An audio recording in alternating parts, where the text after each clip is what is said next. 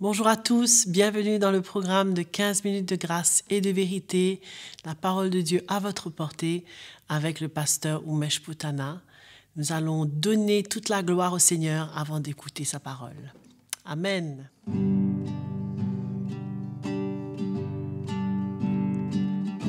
Je te donne mon cœur, il ne m'appartient plus. Ce que j'ai le meilleur, tout est à toi, Jésus. Un parfum de valeur sur toi est répandu.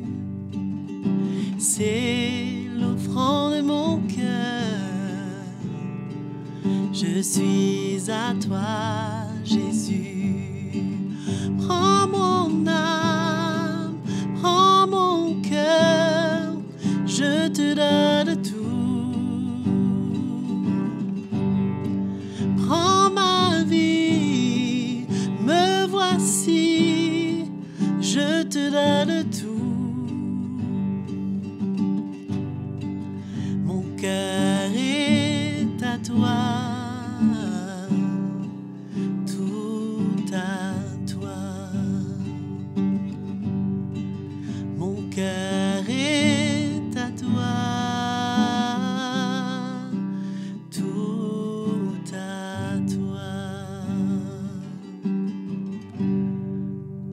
Alléluia. Tellement bon de louer le Seigneur.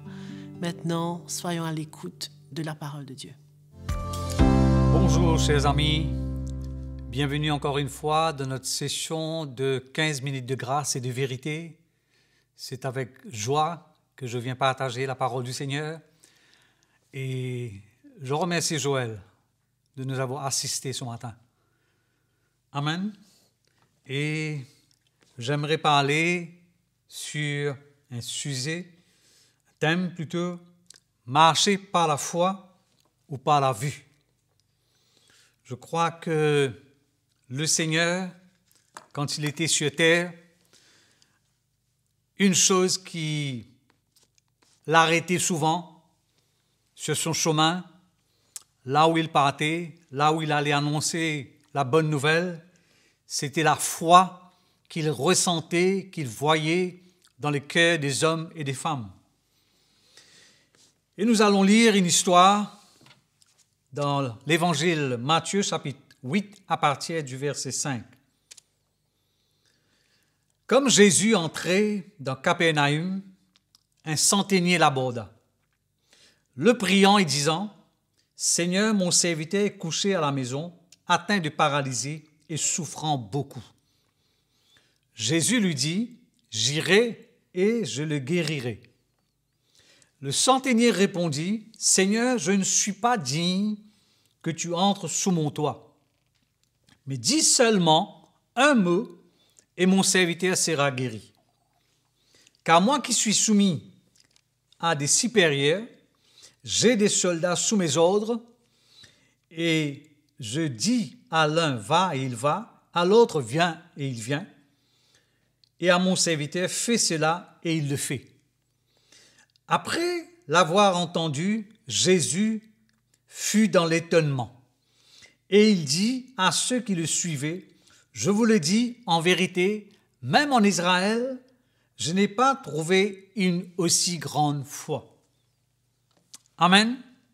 Vous pouvez lire toute l'histoire, mais c'est juste pour attirer l'attention et pour mettre l'accent et l'emphase dans la déclaration de ce centenier.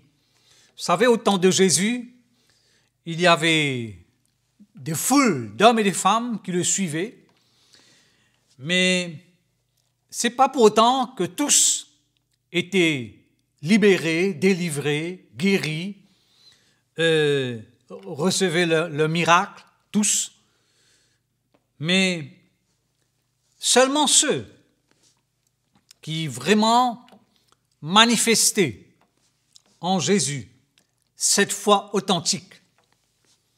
Et là, nous lisons l'histoire de ce centenier, que c'était son serviteur qui était gravement malade. On ne sait pas à quel degré il était malade, mais il semblerait, entre les lignes quand nous lisons, que sa maladie était grave. Et donc c'était pour son serviteur qu'il était venu vers Jésus. Et certainement, je suis persuadé qu'il a entendu beaucoup parler de Jésus, ou que lui-même, il a eu l'occasion de l'entendre personnellement, mais quelque part, il semblerait que cet homme, Jésus, avait dans sa vie une grande influence. Et ça a fait jaillir la foi dans son cœur pour qu'il ose venir au Seigneur et de demander avec instance pour que le Seigneur guérisse son serviteur. Alors le Seigneur lui dit, j'irai et je le guérirai. Mais le centenier répondit,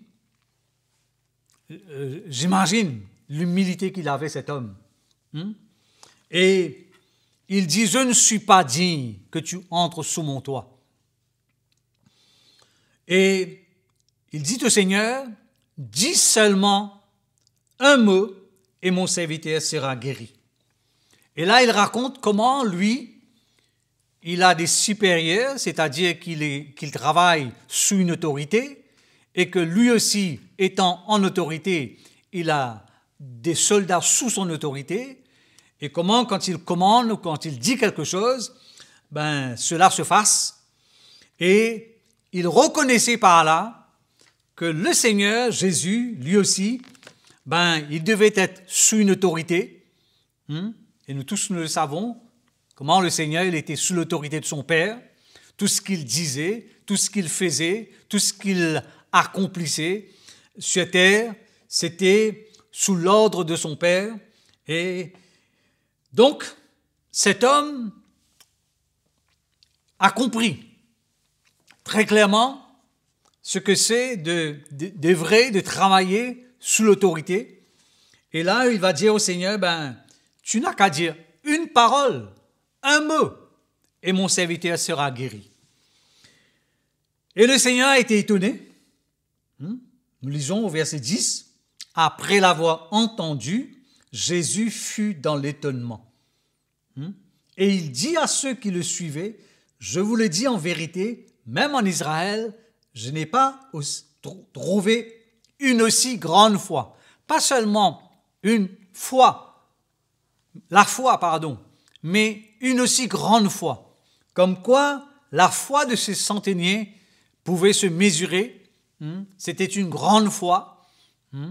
Et qu'il avait dans son cœur cette conviction, cette ferme assurance que Jésus n'a qu'à dire un mot, une parole, et son serviteur sera guéri. Et là, le Seigneur va lui dire, vas-y, au verset 13, qu'il te soit fait selon ta foi, et à l'heure même, le serviteur fut guéri. Comme quoi, comment la foi, ça se voit, ça se ressent, et la foi que cet homme avait, certainement le Seigneur l'a vue. Nous lisons aussi, toujours dans Matthieu, l'histoire d'une femme atteinte d'une perte de sang depuis 12 ans, et comment elle aussi, elle s'est approchée du Seigneur, et comment la Bible nous raconte qu'elle a dépensé beaucoup de son argent avec le médecin dans son temps, sans pour autant trouver une amélioration quelconque, un soulagement quelconque, ou même une guérison. Au contraire, son état s'empirait. Et voici cette femme, elle est venue là où Jésus était, et la Bible nous raconte qu'il y avait toujours la foule autour de Jésus. Mais cette femme disait en elle-même, si seulement je puisse toucher le vêtement du Seigneur, je serai guéri. Donc elle est allée là où Jésus était.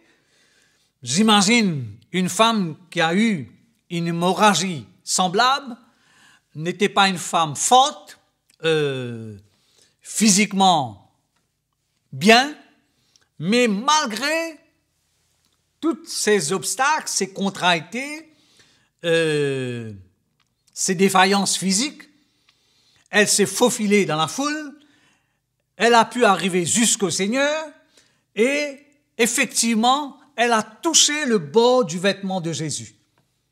Et le Seigneur disait en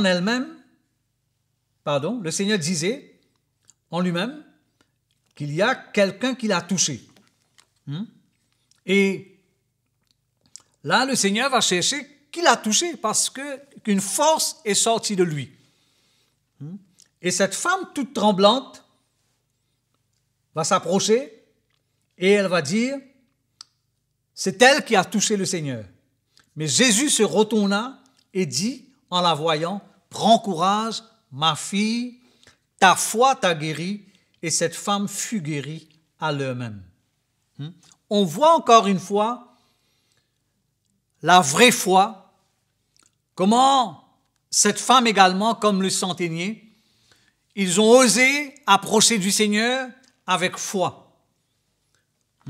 Comme quoi, la foi, ça se paye.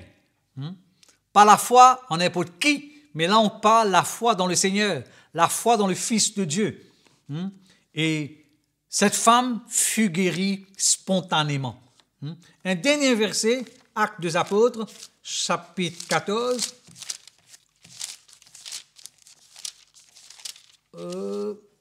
Là nous parlons d'un homme impotent.